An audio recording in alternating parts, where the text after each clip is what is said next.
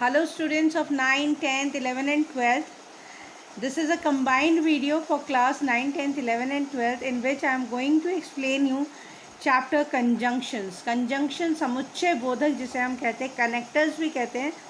A conjunction is a joining word that joins words, phrases, clauses or sentences.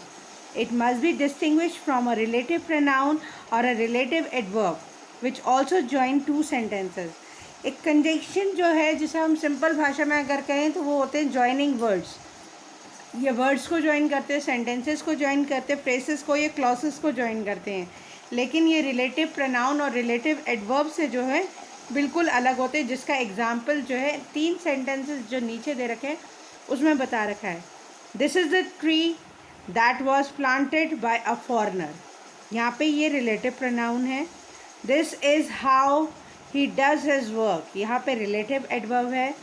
He came and stayed with me for 2 days. यहाँ पे ये conjunction है. Difference between a conjunction and a relative pronoun or a relative adverb. अब हम इनके तीनों के बीच में क्या difference होता है वो देखेंगे. While a conjunction is merely a joining word, the latter two, that is the relative pronoun and the relative adverb, do something more apart from joining two sentences. मतलब जो रिलेटिव जो कंजंक्शन होते हैं वो केवल जॉइनिंग वर्ड्स, तो वो केवल जॉइनिंग वर्ड्स होते हैं. लेकिन जो रिलेटिव प्रोनाउन और रिलेटिव एडवर्ब होते हैं वो खाली जॉइनिंग वर्ड्स या सेंटेंसेस नहीं होते हैं. वो जो होते हैं वो और भी कोई कार्य करते हैं एक सेंटेंस के अंदर. उनका काम केवल जो है जॉइन करना नहीं होता, उनका काम जो होता है और भी कुछ होता है जो हम इस पैराग्राफ में पढ़ने वाले हैं. The relative pronoun refers to the noun as in example 1. Relative pronoun हमेशा noun को refer करेगा. Where relative pronoun that refers to the noun tree. यहाँ पे that जो है tree को refer कर रहा है. और while adverb in example 2 modifies the word. यानी कि यहाँ पे this is how किसे हमें modify कर रहा है work को. तो work is verb और इसलिए how से modify कर रहा है, इसलिए वो हो गया relative adverb.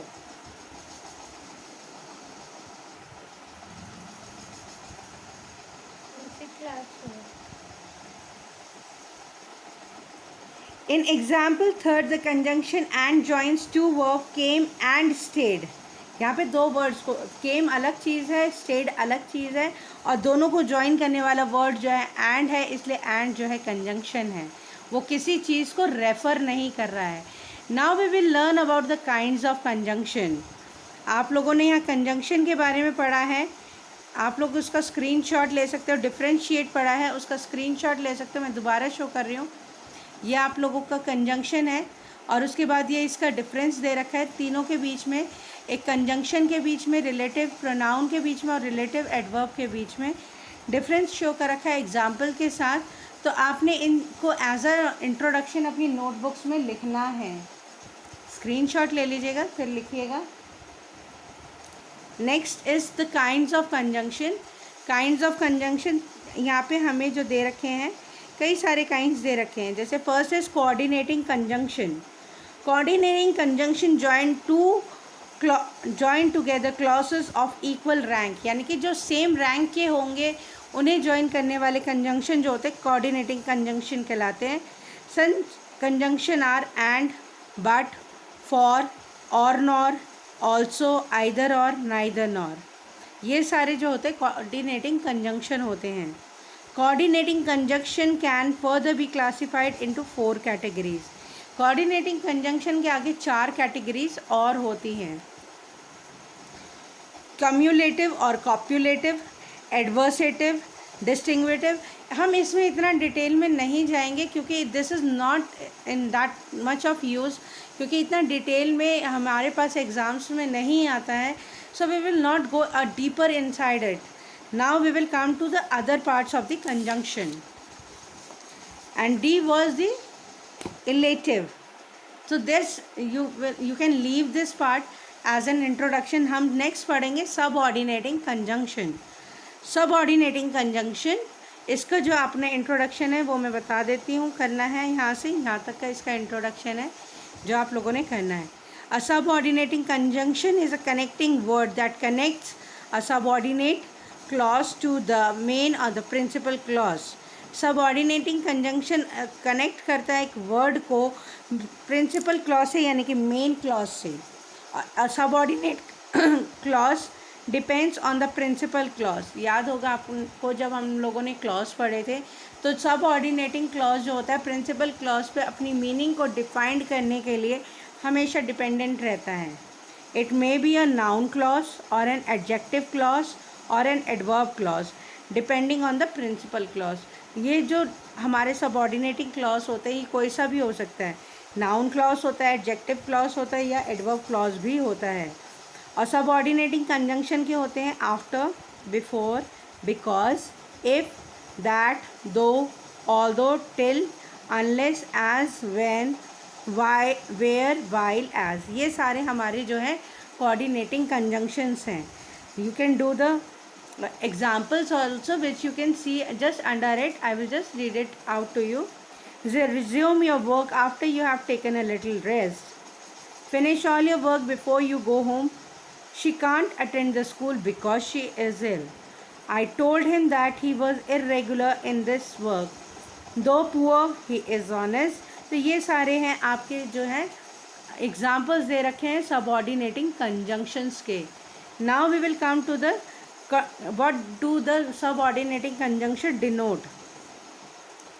It denotes time, cause or reason, purpose, result or consequences, condition, concession and comparison.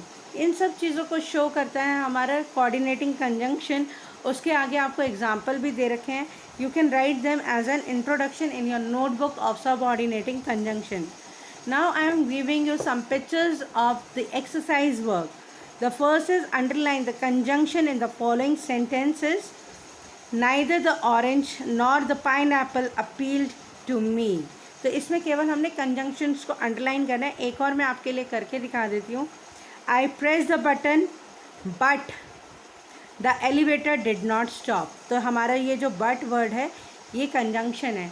Please take the screenshot and do it yourself in the notebook as an exercise work of conjunction.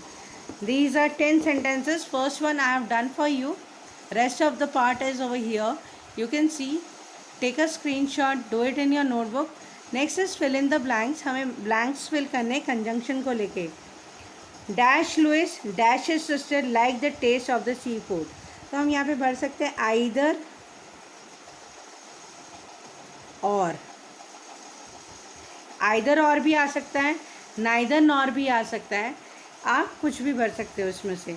तो इसी तरीके से बाकी sentences को आपने blank में fill करना है. क्योंकि आपके पास ये बुक नहीं है तो you have to do it in your notebook. ये एक्सरसाइज आप लोगों ने नोटबुक में करनी है. प्लीज़ स्क्रीनशॉट लेके कीजिएगा. आपको बहुत ही क्लियर पिक्चर आ रही है. I don't want any type of miss guiding और miss writing in my notebooks. जब कभी भी चेकिंग के लिए आएगी अगर नहीं मिलेगी there will be a punishment for you. Next you have to join the sentences using the conjunction. जैसे फर्स्ट वाला आपके लिए एग्जाम्पल कर रखा है. You can brush the tables, you can wash the dishes. You can either brush the tables और wash the dishes. Rudy plays the trumpet, Rudy plays the trombone. तो मैं दूसरा वाला आपके लिए करके दिखा देती हूँ. Rudy plays the trumpet and हमने and का यूज़ किया है ज्वाइन करने के लिए.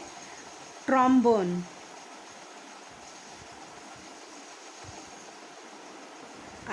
I hope you have got it. So this was a small explanation on the topic conjunction, which is very important for you in your board classes, in your essay 1 and essay 2 exams. So please remember it and do it in your notebooks. Till then, stay home, stay safe. Bye for now.